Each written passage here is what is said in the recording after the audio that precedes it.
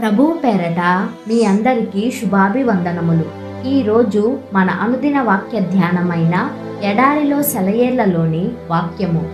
యెహోవా సెలవిచ్చినదేమనగా, గాలియే గాని వర్షమే గాని రాకపోయినను మీరును మీ మందలును మీ పశువులను త్రాగుటకు ఈ లోయ నీళ్లతో నిండును.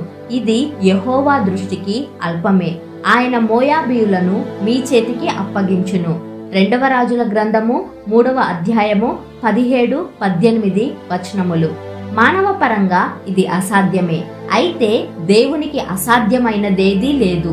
చడి చప్పుడు లేకుండా కనిపించని వైపు నుంచి అసాధ్యమనుకున్న మార్గంలో ఆ రాత్రిలో నీళ్లు వరదలా వచ్చేశాయి.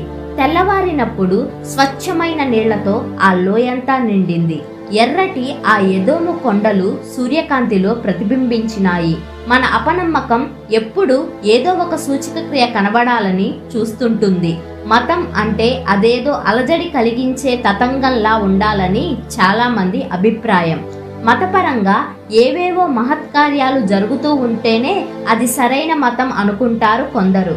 కానీ విశ్వాసంలో ఘన విజయం ఏమిటంటే ఊరకుండి ఆయన దేవుడని తెలుసుకోగలగడమే. విశ్వాస విజయం ఏమిటంటే దాటరాని ఒక ఎర్ర సముద్రం ఒడ్డున నిలబడి ఊరక నిలబడి ప్రభువు ఇవ్వబోయే రక్షణను చూడు అంటున్న దేవుని మాటలను వినడమే. ముందుకి సాగిపో అనే మాట వినబడగానే మరే విధమైన చప్పుడు సూచన లేకపోయినా మన పాదాలు తడిసినా మొదటి అడుగు సముద్రంలోకి వెయ్యడమే. నడిచిపోతూ ఉంటే సముద్రం రెండుగా చీలి అగాధ జలాల్లో గుండా దారి ఏర్పడుతుంది.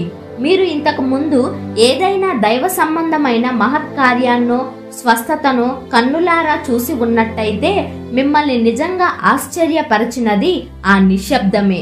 ఏ హడావుడి లేకుండా మౌనంగా మామూలుగా ఆ వింత జరిగిపోయిన తీరేనని నిస్సందేహంగా చెప్పగలను. అక్కడ ఆడంబరం గాని కళ్ళు మిరుమిట్లు గొలిపే సన్నివేశాలు గాని లేవు. మన సర్వశక్తుడైన దేవుని సన్నిధిలో శూన్యమైపోయిన హృదయంతో నిలబడి ఇదంతా చెయ్యడం ఆయనకి ఎంత తేలికైన పనో, ఎవరి సహాయము లేకుండా ఎంత సునాయాసంగా చెయ్యగలిగాడో తలుచుకున్నాము. విశ్వాసం ప్రశ్నించదు, లోబడుతుంది అంతే.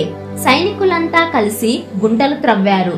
నీటిని మాత్రం పైకి తెచ్చేది మానవాతీతమైన శక్తి. ఇది విశ్వాసాన్ని పురిగొల్పే పాఠం. ఆత్మీయమైన ఆశీర్వాదం కోసం వెతుకులాడుతున్నావా? గుంటలు త్రవ్వండి, దేవుడు వాటిని నింపుతాడు. మనం ఊహించని స్థలాల్లో ఊహించని రీతుల్లో ఈ అద్భుతాలు జరుగుతాయి. కనిపించే దాన్ని బట్టి కాక విశ్వాసాన్ని బట్టే పనులు చేసే స్థితి రావాలి. వర్షం గాని గాలి గాని లేకపోయినా దేవుడు గుంటల్లో నీళ్లు నింపుతాడని ఎదురు చూడగలగాలి.